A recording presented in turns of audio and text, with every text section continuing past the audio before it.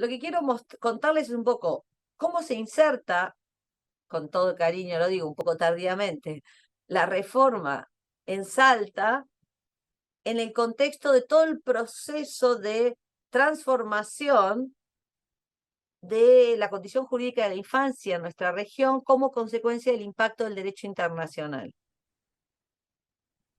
Esto lo voy a explicar no porque me gusta hacer historiografía normativa, sino porque la comprensión de cómo se dio el proceso permite interpretar mejor las normas que ustedes tienen que aplicar. ¿Se entiende? Digamos, y la razón por la que la tienen que aplicar es la prevalencia normativa. Ustedes tuvieron ya clases y tienen ahí magistrados y funcionarios, magistrados sobre todo que conozco que han trabajado en la ley y que siguieron todo el proceso. Yo participo de discusiones sobre la reforma del régimen de respuesta al delito de los adolescentes y la cuestión vinculada con la protección desde hace más de 2 décadas en Salta, por decir poco, y bueno, se dieron las cosas como se dieron, los procesos a veces son más complejos, pero a mí lo que me llama la atención de lo que pasa en Salta es que de alguna manera es en chiquito un espejo de lo que pasó en América Latina y ahora van a entender por qué yo lo planteo de esta manera. La primera cuestión entonces que tenemos que preguntarnos es por qué, o superar, si quieren decirlo así, es una idea muy instalada, por ahí hay gente más grande que sabe, tiene más claro a lo que me refiero, que se instaló cuando se aprobó la Convención sobre Derechos del Niño en nuestro medio, de que recién a partir de que de esta convención los niños empezaban a ser sujetos de derecho. ¿Eso les suena familiar? Bueno, esa afirmación es no solo una falsedad jurídica, sino casi hasta un, digamos, disparate teórico, digámoslo así. Se explica simplemente porque cuando se dan estos procesos de reforma, a veces la calidad técnica y jurídica normativa se confunde con los discursos que se construyen para promover los cambios, ¿me entienden?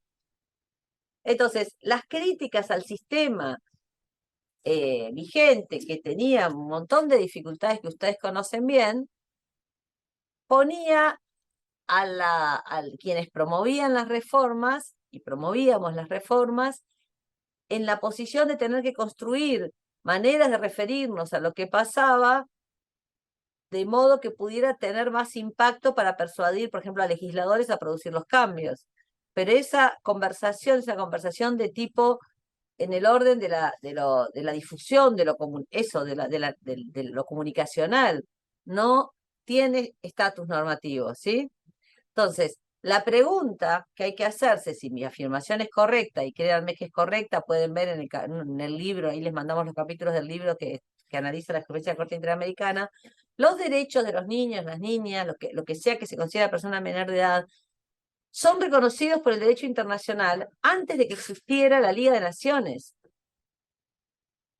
Entonces, tenemos normas de la OIT, de la misma época de la Ley de Patronato de Menores en la Argentina. En el año 24 se aprueba la Declaración de Derechos del Niño de Ginebra, la primera. Después sucede el horror de la Segunda Guerra Mundial, el Holocausto y todas cosas que parece que la humanidad no aprende. Y después en el año 59 se aprueba otra Declaración sobre Derechos del Niño. Y en el medio, además de estas específicas, se aprobaban normas generales de derechos humanos que también contenían algunos artículos sobre derechos del niño. O sea, que sea en un tratado o una declaración especialmente dedicada para niños o en tratados de derechos humanos generales, siempre aparecen normas vinculadas con los derechos de los niños.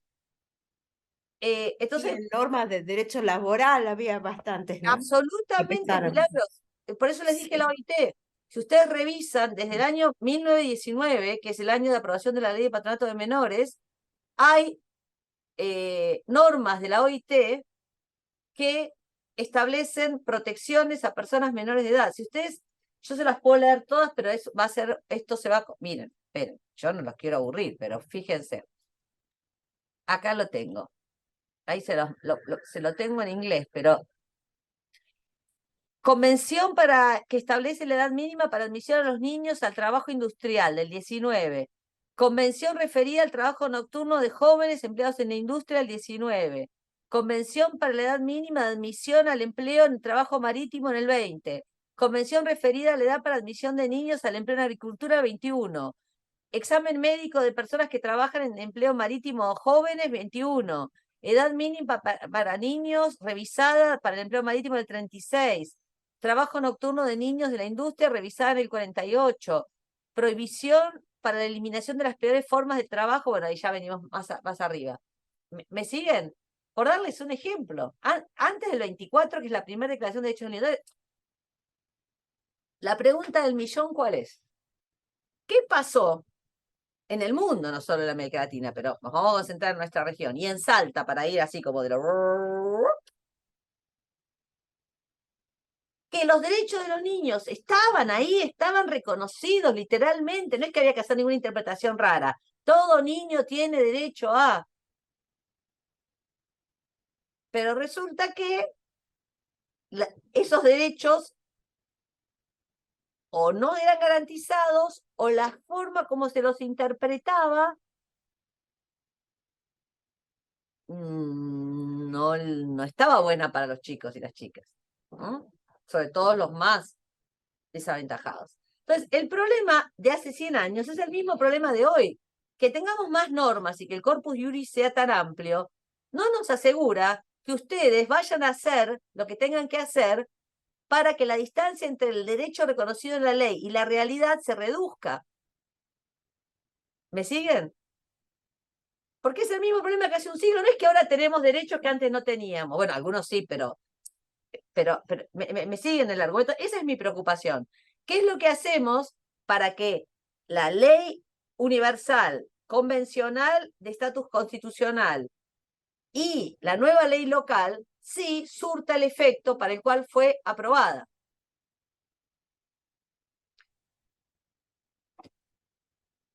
La dificultad principal en mi interpretación radica en lo que yo le puse un nombre, por ponerle uno, le pueden poner otro, llamo la traducción latinoamericana de las normas internacionales, que es una forma de leer todas las normas internacionales que solo se dio en nuestro ámbito y que no se reconoce en el orden en ninguna otra parte del mundo desarrollado ni no desarrollado. ¿Y a qué me refiero por traducción latinoamericana? Centralmente a presentar la idea de que la Convención del Niño significaba una ruptura total y un quiebre absoluto con con toda la idea de protección jurídica a la infancia del pasado.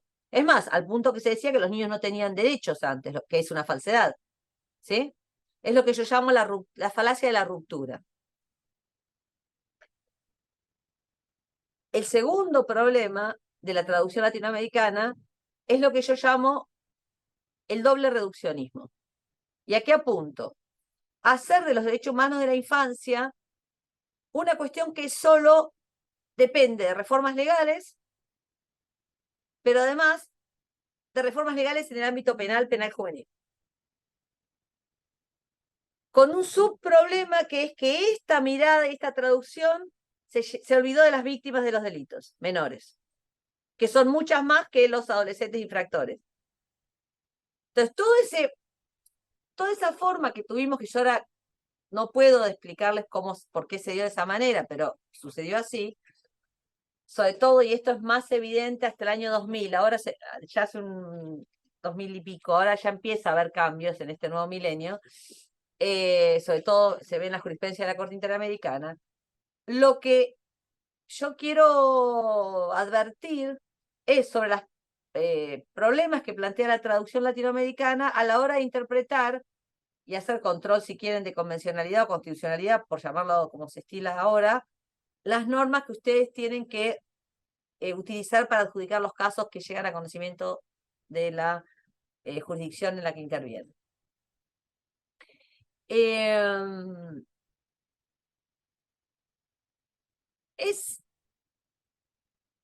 problema radicó en que desde estas primeras normas de la OIT y otras del 24, que yo les mencioné, todo el derecho internacional de los derechos de la infancia está construido a partir de la idea de que el sujeto protegido es un vulnerable esencial. Es un sujeto que no importa cuáles sean las condiciones sociohistóricas en las que se nace y se desarrolla, siempre va a pasar por una etapa muy larga de su vida hasta que adquiere la madurez, las condiciones madurativas, evolutivas, para poder por sí desarrollar su plan de vida. Y esa es una diferencia sustancial con cualquier otro grupo que históricamente haya estado puesto en una posición de dependencia, subordinación o vulnerabilidad, por razones sociohistóricas. Las mujeres, los pueblos originarios, las personas traídas como esclavos desde África, personas con necesidades especiales. Hay un montón de grupos. Si ustedes han estudiado la jurisprudencia de la Corte Interamericana, todos estos grupos, las reglas de Brasilia, piensan, por ejemplo, que se incluyen dentro del combo de los grupos. Hoy debo tener hambre, pero les juro que almorcé. De los grupos vulnerables, hay una diferencia marcada entre la vulnerabilidad de todos estos grupos que en una sociedad justa e igualitaria no deberían sufrir una condición diferencial en la lotería social de origen, ¿sí? Estoy pensando en Rawls, por ejemplo. Que respecto de los niños y adolescentes cuya situación de dependencia que construye la vulnerabilidad no puede ser modificada, la primera, la que se basa en la edad, por las condiciones sociohistóricas. Es un dato fenomenológico. Es lo que, por ejemplo, el gran maestro Garzón Valdés, que estos días homenajeamos, que nos ha dejado, en un texto maravilloso que creo que se los mandamos. ¿Se los mandamos, sí? ¿Sí? ¿No? ¿Sí? ¿Sí? ¿No? Un texto que se llama Una modesta proposición. ¿Sí? Qué bueno. Es muy importante que lo lean, además que está bellamente escrito. Búsquenlo, es maravilloso. No sé si una profesora de la cátedra y una amiga querida que se llama Virginia Limonaz está en la clase, pero si está, que ella capaz que me puede ayudar y ponerlo en el chat. Cuando él habla del paternalismo y cuando está justificado y cuando no, separa la cuestión de la idea de autonomía y arma una argumentación a partir de la idea de competencia, de qué sujeto es más anglosajona la idea. Porque autonomía, la palabra autonomía puede usarse para muchísimas cosas, como la palabra dignidad. Competencia es como más específica y alude a capacidades, ¿sí? Entonces, el paternalismo respecto de los niños se justifica a priori porque los niños son considerados como agentes con una incompetencia básica, ¿sí? De origen. Ustedes saben que los mamíferos, los sapiens, nosotros, la especie nuestra, los sapiens sapiens, somos de todos los mamíferos, incluidos los homínidos primitivos, los que más demoramos en adquirir autonomía para arreglárnoslas por nosotros mismos, ¿sí? Y eso es, en mi interpretación, lo que explica por qué el derecho internacional, desde tan antiguo y con tanta vastedad, haya desarrollado tan en detalle los derechos de niños y niñas. La fórmula que el derecho internacional ha usado para englobar toda esta idea que yo resumo en la expresión paternalismo justificado, alguien otro podría hablar de generación de condiciones para la futura concreción de un plan de vida, pónganle el nombre que quieran, yo no tengo más fetichismo con las palabras porque he visto mucho cambio de palabras, pero ningún cambio en la realidad. Entonces, siempre que la expresión sea una expresión respetuosa, no, no me parece que sea tan esencial en este contexto la cuestión. La categoría que el derecho ha usado desde el principios del siglo XX hasta ahora, todos los tratados, todas las declaraciones para referirse al primer derecho de un niño y una niña es derecho a protección especial o derecho a medidas especiales de protección. Lean para nosotros el corazón, si tuviéramos más tiempo, yo les pasaría un PowerPoint con eso. La norma más importante es el artículo 19 de la Convención Americana sobre Derechos Humanos. Pero anteriormente, en el año 48, ya la Declaración Americana de Derechos y Deberes del Hombre también reconocía derechos del niño y la familia, ¿sí? O en relación con la mujer, pero no como derechos de la mujer, sino como la mujer que amamanta o que está embarazada. Y el ámbito interamericano hasta se adelantó al ámbito universal en el reconocimiento de estos derechos. Después van a encontrar la misma fórmula en el Protocolo de San Salvador, el artículo 16, un poco más desarrollada. No solo todo niño tiene derecho a las medidas especiales de protección que por su condición de menor requiere de parte de su familia, ciudad del Estado, sino que además ahí se asegura educación, se asegura no separación de niño de menor edad de su mamá, etcétera. Esto hoy las feministas lo impugnan porque dicen que responde a una mirada patriarcal, porque la mujer estaría en mejores condiciones de criar al niño que el papá. Pero bueno, estos son corrientes de ahora. Cuando se aprobaron los tratados era de súper avanzada y defendíamos hasta hace no tanto tiempo, en realidad que era un gran derecho al niño que no fuera separado de su madre cuando chiquito. Pero bueno, también cambian las maneras y los contextos que son los que nutren de sentido a la norma cuando uno la tiene que aplicar en el caso, ¿no? Pero bueno, el punto que quiero hacer es que es este sujeto vulnerable esencial el que justifica y explica este derecho internacional tan enorme, pero que se construye desde la idea del paternalismo justificado. En el texto de Garzón Valdés van a encontrar un concepto que es el concepto de coto vedado, que es el conjunto de derechos que Garzón Valdés dice no son transables por libertades negativas en un incompetente básico como el niño. Porque la prevalencia es de los derechos de protección. Primero hay obligaciones positivas y después, con el tiempo, se empieza a activar el ejercicio y garantía de las otros, o sea, se empieza a construir autonomía para que el niño pueda ejercer los otros derechos, porque si no vive, si no es alimentado, si no le dan las vacunas, si no va a la escuela, si no es cuidado, si no es querido, ¿cómo va a poder tener un plan de vida y tener autonomía? Si no va a tener posibilidad siquiera de construir su cuerpo y su psiquismo.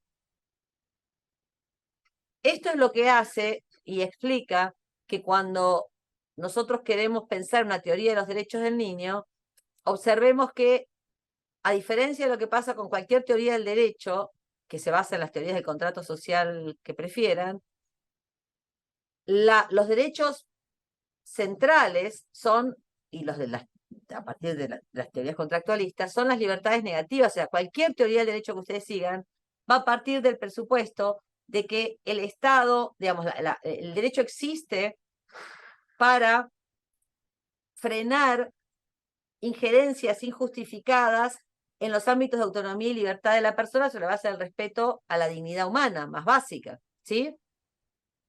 Más modernamente se empieza a decir que el Estado además tiene obligaciones positivas. Esto es muy, muy nuevo. Y hasta en nuestro ámbito no, pero en el mundo se discute si estas obligaciones positivas de los Estados en materia de derechos económicos, sociales y culturales son exigibles o no. En el caso de los niños es exactamente a la inversa. Lo que siempre el derecho internacional reconoció fueron las obligaciones positivas. Y ya en los años 80, con la Convención del Niño, más modernamente, aparecen más activas, diría que con el Pacto de Derechos Civiles y Políticos, en realidad, en los 60, pero la Convención del Niño lo hace central en todo el tratado, aparecen derechos que son de aquellos derechos que son los definitorios de cualquier teoría en relación con los mayores. El derecho a ser oído, etc. No es que antes no hubiera derecho del niño a ser oído, solo que la Convención del Niño adquiere otro volumen. Y esto es lo que muestra los dos modelos normativos. Y es por eso también que nosotros defendemos, porque ¿qué teoría seguimos para decir cómo definimos los derechos? Pues podemos utilizar un montón. Y en este punto, fíjense la diferencia entre preferir elegir una teoría que plantee que el contenido del derecho se construye a partir de una manifestación de una voluntad, del aseguramiento de la voluntad, de un deseo, ¿sí? Que el contenido del derecho es ese, a decir que el contenido del derecho, en rigor, lo que hace es satisfacer un interés que puede derivarse de una necesidad que tiene la persona, no una voluntad. Si ustedes estudian con detenimiento todas las normas que integran el derecho internacional en materia de infancia, van a ver que lo que responde al contenido de los derechos que reconoce este Corpus Juris, más lo que explica mejor el contenido de los derechos es la teoría del interés, no la teoría de la voluntad. Y puesto así, no hace falta que les diga mucho respecto, por ejemplo, del final del código, del artículo 26 del Código Civil y Comercial de la Nación, que dice que el niño es adulto respecto de las decisiones vinculadas con el cuidado del propio cuerpo. Por darles un ejemplo, no vamos a hablar de eso hoy, pero para darles un título.